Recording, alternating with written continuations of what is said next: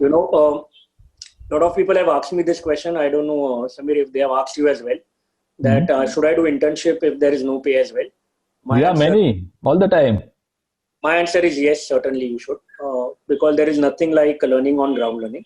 Yes. Most of the concepts that I've told you, in especially in our industry, right? And coming back to the last slide, right? You will not learn a lot of things unless you work in an environment which is very, very challenging. So, for example, uh, agency business itself is very, very challenging right now.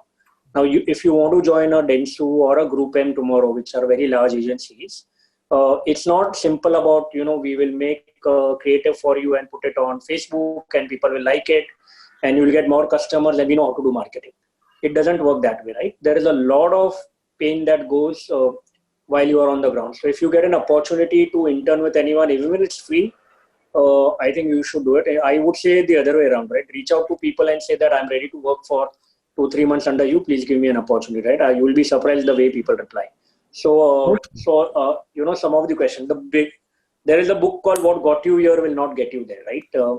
By Yes. Marshall Goldsmith. I don't know if you read Yeah. it, but that's exactly what you should all of you be thinking. That we have become MBAs. Then we have to really think how we take it next step. We are a prospective student. Then you should think that what is the best course, and I'm assuming V School being a fantastic school is giving you the right platform as well.